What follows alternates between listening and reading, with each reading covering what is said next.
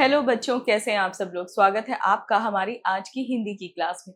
तो आज हम करेंगे हिंदी व्याकरण पाठ्य पुस्तक 6 का अध्याय 9 क्रिया वर्ग। तो आज हम किस बारे में पढ़ेंगे? हम पढ़ेंगे क्रिया के बारे में। पढ़िए और समझिए।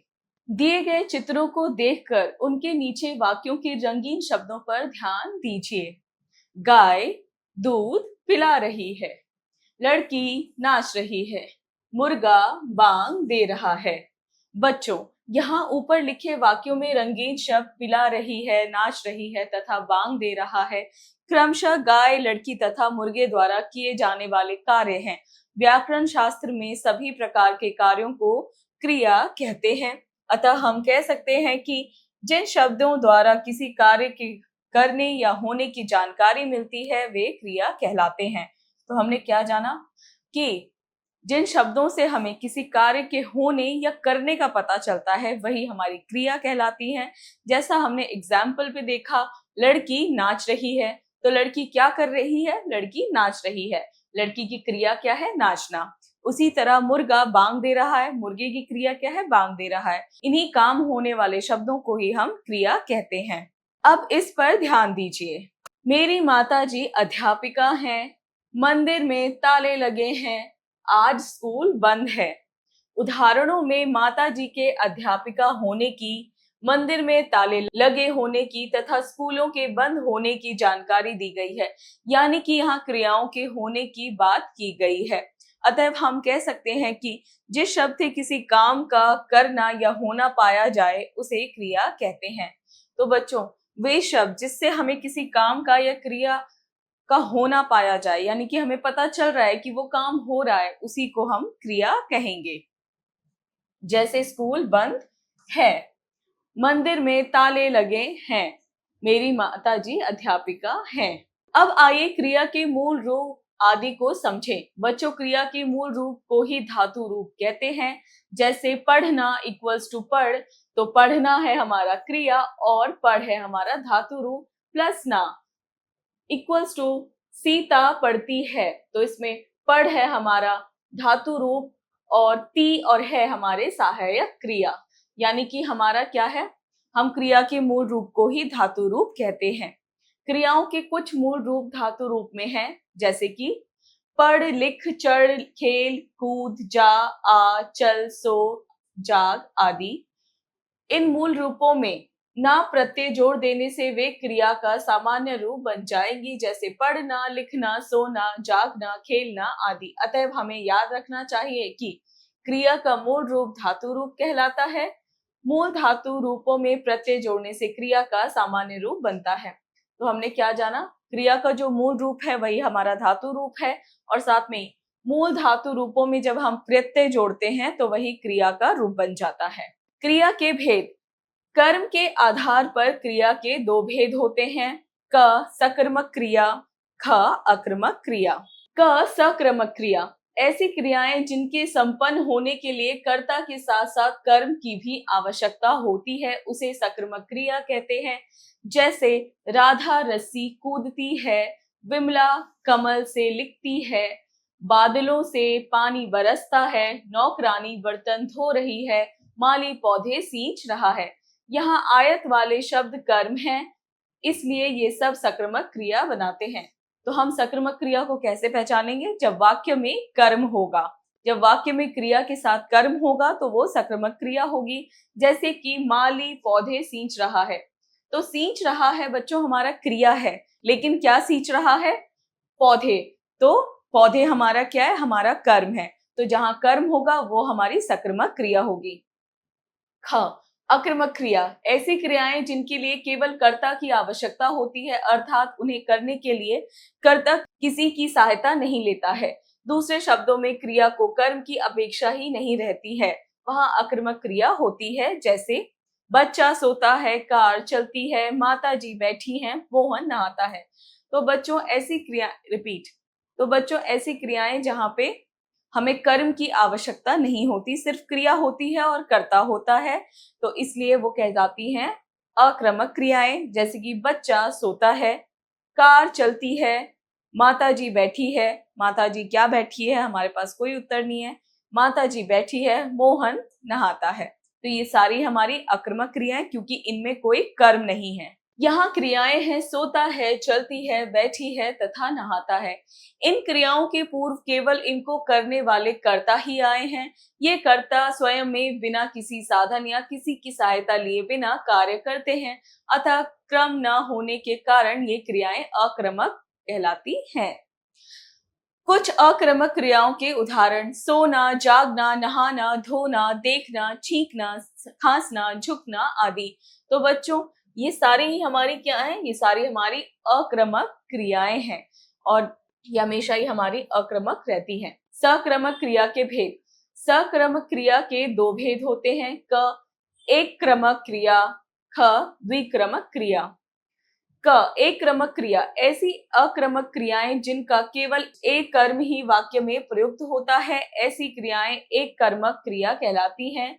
माँ ने खाना बनाया, सौरभ ने नाश्ता किया, दीदी ने सूट खरीदा, तोते ने मिर्ची खाई।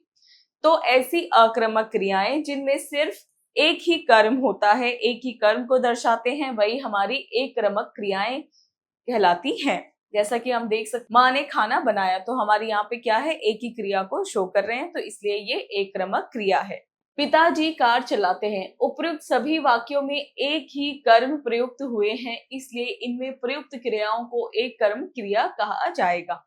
ख द्विक्रमक क्रिया ऐसी सक्रमक क्रियाएं जिनके लिए एक साथ दो दो कर्म प्रयुक्त होते हैं, उन्हें द्विक्रमक क्रियाएं कहा जाता है। जैसे माँ ने बच्चे को दूध पिलाया, प्रधानाचार्य ने बच्चों को पुरस्कार दिया, पुजारी ने लोगों को प्रसाद बांटा, पनवाड़ी ने पिताजी को पान खिलाया, माँ ने बेटी को नृत्य सिखाया। तो बच्चों, जहाँ वाक्य में आपको दो कर्म दिखाई देते हैं, वो हमारे द्विक्रमक क्रियाएं होती हैं। जैसे कि हमने देखा, पनवाड़ी ने पिताजी को पान खिलाया। अब आइए यह जानने का प्रयास करें कि सक्रमक और अक्रमक क्रियाओं की पहचान किस प्रकार की जाती है। यदि हम क्रिया के पहले क्या, किसे, किसको आदि लगाकर प्रश्न करते हैं, तो उत्तर मिलने पर सक्रमक क्रिया होगी, उत्तर नहीं मिलने पर अक्रमक क्रिया होगी। जैसे तोता मिर्च खाता है, क्या लगाने पर क्रिया। तोता क्या खाता है? मिर्च। तो हमारे पास उत्तर है, तो ये है सक्रमक क्रिया। दिव्यांश ने रोहन को पत्र लिखा, किसे पत्र लिखा? उत्तर रोहन को, तो ये हमारी सक्रमक क्रिया है। रीना बच्चे को दुलार करती है, रीना किसे दुलार करती है? बच्चे को, ये भी है हमारी सक्रमक। पुलिस ने अपराधी को पकड़ा, पुलिस ने किसको पकड़ा? उत्तर है अपराधी को, तो ये है हमारी सक्रमक क्रिया। अब इन उदाहरणों पर ध्यान दीजिए। लड़की शर्माती है, क्या शर्माती है? उत्तर कोई नहीं, अक्रमक। बच्चा खेलता है, क्या खेलता है? कोई नहीं। पिताजी सो रहे हैं, क्या सो रहे हैं? कोई नहीं। तो बच्चों, जब हम किसी वाक्य में प्रश्न लगाते हैं, क्या, किसे, किसको, अगर हमें उत्तर नहीं मिलता है, तो वो हमारी अक्रमक क्रिया होती है। अतः यहाँ स्पष्ट है कि किसी के भी उत्तर नहीं मिल रहे हैं, तो यहाँ अक्रमक क्रिया होगी। इससे पूर्व क्या, किसे लगाने पर उत्तर मिल रहे हैं, तो वहां सब सक्रमक क्रिया होंगी। आइए पुनरावृत्ति करें। जिस शब्द से किसी काम का करना या होना जाना जाता है, उसे क्रिया कहते हैं। क्रिया के भेद हैं सक्रमक क्रिया तथा अक्रमक क्रिया। सक्रमक क्रिया जिस वाक्य में क्रिया के साथ कर्म हो या क्रिया का प्रत्यक्ष फल कर्म पर पड़ता हो, तो उसे सक्रमक क्रिया कहते हैं। अक्रमक क्रिया जिस वाक्य में क्रिया के लिए किसी भी कर्म की आवश्यकता नहीं पड़ती है, उसे अक्रमक क्रिया कहते हैं। क्रिया करना या होना। सक्रमक क्रिया, अक्रमक क्रिया, कर्म पर प्रभाव, कर्म की आवश्यकता नहीं। सक्रमक के दो भेद हैं, एक कर्मक, एक कर्म, द्विकर्मक, दो कर्म। अभ्यास कार्य, मौखिक कार्य, स्पीकिंग स्किल्स, यानी हमें बोलकर उत्तर देने हैं। दिए गए प्रश्नों के उत्तर बताइए। क पढ़ना और लिखना में मूल धातु क्या है, बताइए। तो पढ़ना में है पढ़ और लिखना में है लिख, मूल धातु। ख राम तेज दौड़ रहा है, वाक्य में क्रिया की पहचान कीजिए। तो यह है अक्रमक क्रिया। ग सक्रमक क्रिया का कोई एक उदाहरण दीजिए। माँ खाना बना रही है। लेखन कार्य, राइटिंग स्किल्स। प्रश्न 1, दिए गए प्रश्नों के उत्तर लिखिए, यानी हमें लिखकर जवाब देने हैं। क, क्रिया किसे कहते हैं? जिस शब्द से हमें किसी काम के होने या करने का पता चलता है उसी को हम क्रिया कहते हैं। क, सक्रमक और अक्रमक क्रियाओं की पहचान किस प्रकार की जाती है? जिन वाक्यों में क्रिया के साथ कर्म होता है वो सक्रमक क्रिया कहलाते हैं, और जिन वाक्यों में क्रिया के साथ कर्म नहीं होता है वे अक्रमक क्रियाएं कहलाती हैं। ग, अक्रमक क्रिया की परिभाषा उदाहरण के साथ दीजिए। जिस वाक्य में क्रिया के साथ किसी भी कर्म की आवश्यकता नहीं पड़ती है उसे अक्रमक क्रिया कहते हैं, और उदाहरण है इसका बच्चा सोता है। प्रश्न 2, दिए गए वाक्यों में क्रियाओं को रेखांकित कर उनके भेद लिखिए। तो हमें क्या करना है, इसमें क्रियाओं को रेखांकित करना है और उनके भेद लिखने हैं। जैसे क, बच्चा सो गया, तो इसमें सो गया है और ये है हमारा अक्रमक क्रिया। ख, माता जी ने नई साड़ी पहनी, तो यहाँ पे क्या है, पहनी है हमारा क्रिया और साड़ी है हमारा कर्म, तो ये हमारी सक्रमक क्रिया। ख, मुख्य अतिथि ने भाषण दिए, तो मुख्य अतिथि ने क्या दिए, भाषण दिए, तो ये है हमारी सक्रमक क्रिया। तो इसी तरह बच्चों आप बाकी के वाक्यों को भी पढ़ेंगे और इसमें ध्यान से पढ़कर इनको बताएंगे कि यह अक्रमक क्रिया है या सक्रमक क्रिया। प्रश्न 3, दी गई क्रियाओं को उनके सही भेद तक रेखा खींचिए। रोना अक्रमक, खाना अक्रमक, कलम से लिखना सक्रमक, टहलना अक्रमक, कुर्सी पर बैठना सक्रमक, आकाश में उड़ना अक्रमक, सोना अक्रमक, दौड़ना अक्रमक, सिनेमा देखना सक्रमक, हंसना अक्रमक। प्रश्न 4, दी गई मूल धातुओं की सही क्रिया रूप भरकर वाक्य पूरे कीजिए। तो मूल धातु दे रखी है और हमें इनके क्रिया रूप लिखने हैं। जैसे क, डैश एक स्वास्थ्यवर्धक व्यायाम है, तैरना।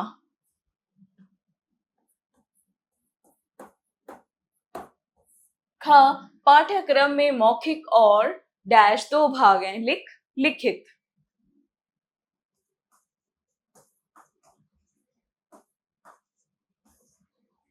ग, रंजना ने कहानी की पुस्तक डैश पढ़ी। घ, हर व्यक्ति को 5-6 घंटे डैश चाहिए सोना। ड़, माँ की डैश देखकर दिल भर आया, रोना। सोचें विचारें, क्रिटिकल थिंकिंग। प्रश्न 5, सार्वनामिक विशेषण सामान्यतः विशेषण से किस प्रकार भिन्न है, सोचकर बताइए। तो बच्चों जो सार्वनामिक विशेषण होते हैं वो सामान्यतः विशेषण किस तरह से भिन्न होते हैं या किस तरह से उनसे डिफरेंट है, आपको सोचना है और बताना है।